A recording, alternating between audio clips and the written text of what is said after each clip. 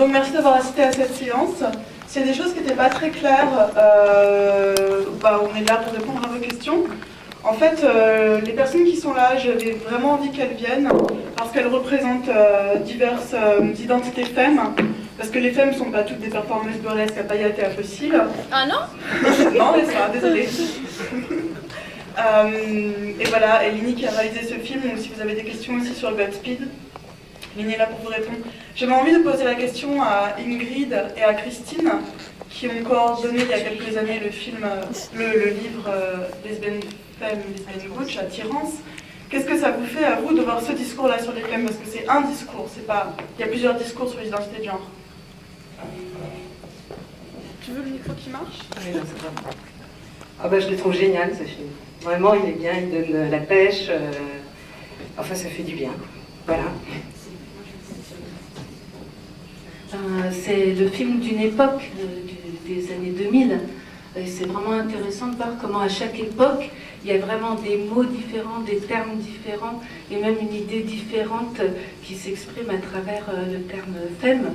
Par exemple, quand on pense dans les années 40, 50, on utilisait beaucoup l'expression en Angleterre et aux États-Unis, passer. C'était une manière pour les lesbiennes dans la société hétéro de s'en sortir, de survivre, et dans la société lesbienne d'exprimer une sexualité, une sensualité. Aujourd'hui, dans les années 2000, on voit l'utilisation du mot transition qui est repris au mouvement transgenre, d'une manière assez humoristique d'ailleurs, et qui permet de à la fois exprimer quelque chose qui est de notre vécu, mais aussi d'une autre période. Et dans les années 80, on utilisait encore deux termes. Enfin, c'est intéressant de voir ces différentes choses. Émilie, tu voulais dire quelque chose, Christine? Non, c'est bon. Émilie et Louise. Donc, Émilie, lesbienne française, qu'est-ce que ça te fait de voir ces films-là? Je t'ai mis une étiquette, elle est lesbienne française. Tu t'en fais les autres? Féministe, donc ça marche. Blonde. Alors, je dirais, je vais donner une définition. On va faire l'inverse. On va dire féministe, blonde. Non, blonde. Féministe, un peu lesbienne. Donc, qu'est-ce que ça te fait, toi, de voir ce film? Moi, malgré que j'étais complètement congelée, franchement, j'avais un peu les larmes aux yeux, c'est vrai. Oui. Non, ça m'a touché ce film parce que c'est vraiment tout un processus. Quand elle parle de transition, enfin, moi, je sais que j'ai un peu vécu ça, en fait. Ce truc de processus, conscience féministe, conscience que t'es lesbienne, ensuite conscience que, merde, tu ressembles pas aux autres lesbiennes et qu'elles vont pas forcément t'accepter parce que t'es peut-être trop femme, trop ci, trop là. L'envie de s'intégrer, puis finalement tu dis merde, je suis comme ça, et en fait, voilà. Non, c'était touchant, et je suis contente qu'il y ait la petite famille parisienne. Pas toute parisienne, parce qu'on a Louise Deville en direct du Kentucky. Une vraie américaine. Oui, voilà. Pour moi, c'est pas la première fois que j'ai vu ce film, et la première fois j'étais ah merde, c'est tellement femme, c'est too much, c'est vrai, c'était too much, que les gens pleurent de leur pauvre situation d'invisibilité, que les autres disent oh mais tu montres trop de seins, tu sens trop de parfum. J'ai trouvé ça mais ridicule. Et parce que c'est quoi? Est-ce qu'il y a vraiment des lesbiennes avec leur plaque no femme, too much, lipstick. Bon, la première fois que je suis entrée dans un bar lesbien, on m'a dit qu'est-ce que tu fais là?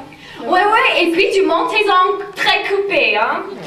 Ça c'était quand j'ai commencé à sortir dans les boîtes, mon pick-up line c'était tu vois, ils sont très cool, nous. Alors, c'est vrai, il faut être un peu plus évident quand on a une performance de genre un peu plus féminin. Mais pour moi, à voir la deuxième fois, j'ai vachement plus rire que fait ça grand-père lever mes sourcils. Non, mais ça se fait pas. Mais la deuxième fois, j'ai ri parce que c'est fait exprès, je pense. Oui, c'est second degré. Voilà, c'est plutôt second degré. Parce que beaucoup de les histoires, ça ressemble à des histoires des transgenres. Et je trouvais ça plutôt drôle cette fois. Et je ne sais pas si vous étiez là à la séance qui s'appelait Fabulous, qui était en fait l'histoire du cinéma gay, où la personne qui a programmé la séance a dit qu'on venait dans des festivals de films gays et lesbiens, LGBTIQ, etc., pour voir nos propres histoires à l'écran. Et pour nous, c'était ça en fait, de voir ces films à l'écran. Moi, je voudrais, je ne sais pas si vous avez vu, mais une des personnes qui est dans le film Godspeed de Lenny, Leslie Marr, elle est aussi dans Female to Femme, c'est celle qui fait semblant de pleurer en disant oh, c'était très très dur pour moi. Je ne sais pas si vous avez fait le lien. Voilà, Tits and Tattoos, c'est celle qui représente la féminité flamboyante des filles de San Francisco qui sont tatouées, etc. Lenny, tu peux me raconter qu'est-ce qu'il s'est passé quand Female to Femme est sorti à San Francisco? Oui, il y avait que j'appelle... non, je peux parler français. Qu'est-ce qu'il y a? Je peux parler français, c'est pas un problème. Si j'ai un problème, je vais te demander. S'il te plaît. Non, il y avait des... que j'appelle trigger trannies. Je sais pas, qu'est-ce que c'est trigger? Trigger, c'est quand tu... Quand il y a un problème tout le temps. Perturbé. Hein? Quand tu es perturbé tout le temps. Des râleurs. Les trans perturbés. Comment? Râleur. Whatever. Tu sais, il y a toujours un problème. Et après le film, ils ont dit oh, mais maintenant, vous nous moquez et ça veut dire que notre transition c'est moins valable et tout ça. Et je dis non.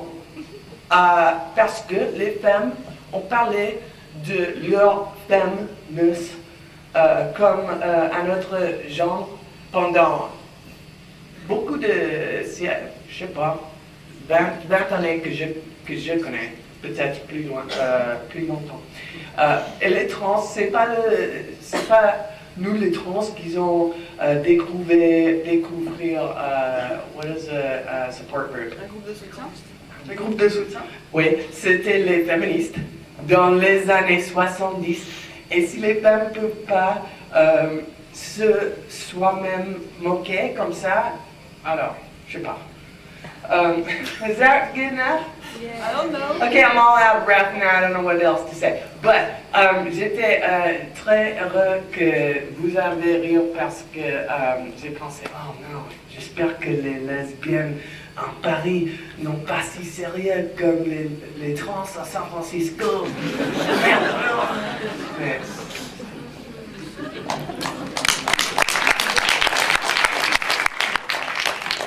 je vais prendre quelques questions dans le public. Est-ce qu'il y a des questions déjà?